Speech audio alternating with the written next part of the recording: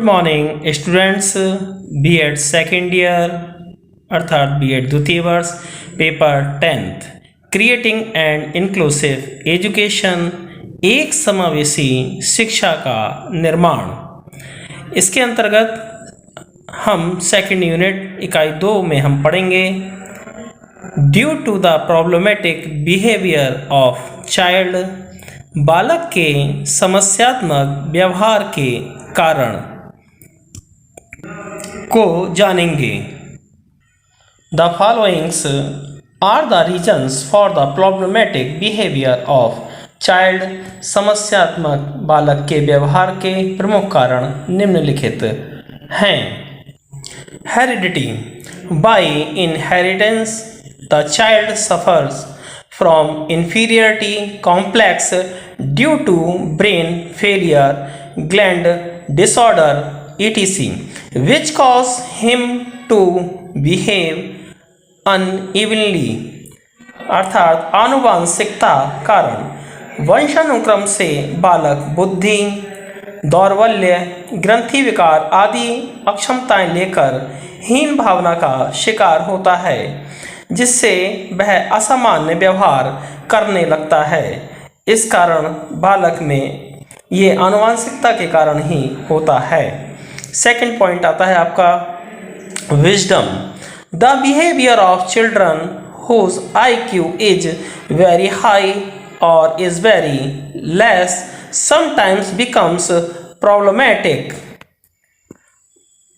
अर्थात बुद्धि, जिन बालकों की IQ बहुत अधिक होती है या बहुत कम होती है, उनके व्यवहार भी कभी कभी समस्यात्मक हो जाते हैं। Third point physical reason. Different types of physical defeat, weakness और disability also separate the child from normal children. This make the child introverted. अर्थात शारीरिक कारण, विभिन्न प्रकार के शारीरिक दोष, दुर्बलताएं या अयोग्यताएं भी बालक को सामान्य बालकों से अलग कर देती हैं। बालक अंतर्मुखी हो जाता है। Fourth point emotional reasons. Children who have not been able to get proper psychological environment since childhood, emotional imbalances occur in them. As a result, they have imbalanced behavior like irritability, instability, etc.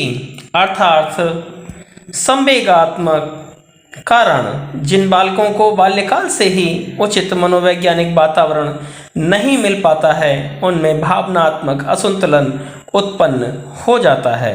परिणाम स्वरूप उनमें चिड़चिड़ापन, अस्थिरता आदि असंतुलित व्यवहार देखने को मिलते हैं, जिस कारण से सामवेगिक कारण इसके अंतर्गत आते हैं। Fifth point social reason. The prevalence of evils prevalent in society, close neighborhood, weakening due to illiterate partner, etc., are the father of problematic behavior of child।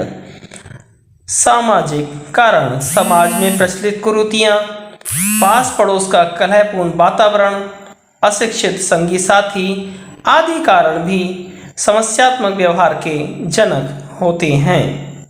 6 point आता आपका है family reason. Family working environment, low social status, weak economic conditions, parents intimate love और extremely harsh behaviour plays a role in making the child problematic। पारिवारिक कारण, परिवार का कलहपूर्ण वातावरण होना या निम्न सामाजिक स्तर होना, आर्थिक स्थिति कमजोर होना, माता पिता का अत्यधिक लाड़ प्यार या अत्यधिक कठोर व्यवहार बालक को समस्यात्मक बनाने में सहायक होता है। 7th point School reason teacher being based in a school. Practicing among teachers giving as work to children. Many reasons etc are due to problematic behavior. स्कूली कारण विद्यालय में शिक्षकों का पक्षपातपूर्ण व्यवहार होना, शिक्षकों में गुटबंदी का होना, बालक को अत्यधिक कार्य देना, चाहे वो गृह कार्य हो चाहे विद्यालय कार्य हो, आदि अनेक कारण समस्यात्मक व्यवहार का कारण बनते हैं। Due to film and literature in the modern era, pornographic films and dirty literature affect the child's brain. As a result of porn movie and dirty literature, those children start being in some way or the other. फिल्में तथा साहित्य आधुनिक युग में अश्लील फिल्में व गंदा साहित्य बालक के मस्तिष्क पर बुरा प्रभाव डालते हैं। इन अश्लील फिल्मों और गंदा साहित्य के द्वारा बालक का मन मस्तिष्क खराब हो जाता है। आदि अनेक कारण समस्यात्मक व्यवहार का कारण बनते हैं। परिणाम स्वरूप वे किसी न किसी प्रकार का समस्यात्मक बालक व्यवहार करने लगते हैं। Many psychologists have researched the problematic behavior of child. There is not one or two reasons for problematic behavior. There are many reasons. Some of the main ideas related to cause the described as follows. बालक के समस्यात्मक व्यवहार पर अनेक मनोवैज्ञानिकों ने अनुसंधान किए हैं। समस्यात्मक व्यवहार के एक या दो कारण नहीं होते हैं, बल्कि अनेक कारण होते हैं। कारणों से संबंधित कुछ मुख्य विचारों के वर्णन इस प्रकार से हैं। नंबर 1, हेरिडिटी व्यूज, आनुवांशिक विचार। गाल्टन, मेंडल आदि मनोवैज्ञानिकों के विचारानुसार बालक के विकास को वंशानुक्रम प्रभावित करता है तथा बालक की समस्याओं का कारण भी आनुवांशिकता पर निर्भर करता है। गोडार्ड का काली काक परिवार इसका एक अच्छा उदाहरण है। काली काक एक अपराधी बालक था जो कई संगीन अपराधों का कारण बना। उसकी अनेक पीढ़ियों में बच्चे अपराधी और समस्यात्मक ही निकले। वास्तव में वातावरण व वंशानुक्रम में कौन प्रभावशाली है यह निश्चित रूप से नहीं कहा जा सकता है, क्योंकि इस संबंध में मनोवैज्ञानिक एक मत नहीं है। वातावरण तथा वंशानुक्रम दोनों ही बालक के विकास को प्रभावित करते हैं। अतः ये कहा जा सकता है कि वातावरण समस्यात्मक व्यवहार को प्रभावित करता है। सेकंड पॉइंट आता है आपका बिहेवियरिस्टिक व्यूज, व्यवहारवादी विचार। व्यवहारवादी संप्रदाय के जन्मदाता वाटसन हैं। वाटसन तथा उनके अनुयायियों ने वातावरण के प्रभाव पर आवश्यकता से अधिक जोर दिया है। अतः उनके विचारानुसार बालक के समस्यात्मक व्यवहार का कारण उस वातावरण में निहित होता है जिसमें बालक रहता है। थर्ड पॉइंट आपका आता है एल्डर व्यूज, एल्डर के विचार। एल्डर के विचारों को व्यक्तिगत मनोविज्ञान के नाम से जाना जाता है। एडलर फ्राइड का सहयोगी था। बाद में उसने मनोविश्लेषणात्मकवाद के संबंध में कुछ भिन्न विचार प्रस्तुत किए हैं। उनके अनुसार प्रत्येक व्यक्ति के मन में समाज में अच्छा स्थान पाने की लालसा होती है तथा समाज में अच्छा स्थान उसी व्यक्ति को मिल पाता है जिसका चरित्र और विशेषताओं के आधार पर अच्छा पाया जा सकता है। प्रत्येक व्यक्ति के मन में समाज में अच्छा स्थान पाने के लिए वो उसके लिए प्रयत्नशील भी रहता है। सामान्यतः एक विकलांग बालक का क्रोधी होना इसी विचार का एक उदाहरण है, जहां विकलांगता को दूर न कर सकने की मजबूरी बालक को क्रोधी और आक्रामक बना देती है। अगला पॉइंट आपका आता है फ्राइड व्यूज, फ्राइड का विचार। फ्राइड एक मनोविश्लेषणात्मकवादी था जिसने अचेतन मन को व्यक्ति के व्यवहार का कारण माना है। उनके अनुसार अचेतन मन का उद्देश्य किसी भी प्रकार से प्रसन्नता प्राप्त करना होता है। अचेतन मन सामाजिक मान्यताओं की परवाह नहीं करता है।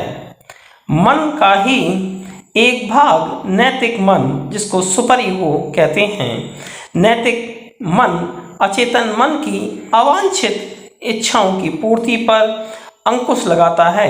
मन का तीसरा भाग अहम ईगो कहलाता है। ईगो सामाजिक मान्यताओं के अनुसार इच्छा पूर्ति में लगा रहता है।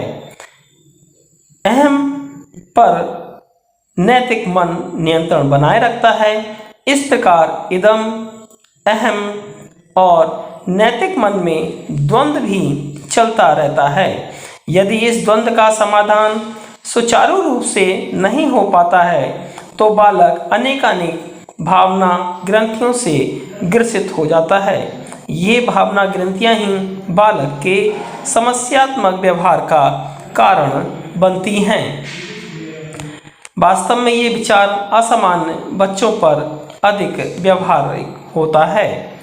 अगला पॉइंट आपका आता है न्यू साइकोलिस्ट व्यू, नव विश्लेषणवादियों के विचार। नव विश्लेषणवादियों में फ्राइड के मनोविश्लेषणात्मकवाद को ज़्यादा मान्यता देते हैं, परंतु उन्होंने अहम ईगो को अधिक महत्वपूर्ण माना है। जबकि फ्राइड जो हैं, फ्राइड ने इदम को महत्व दिया है।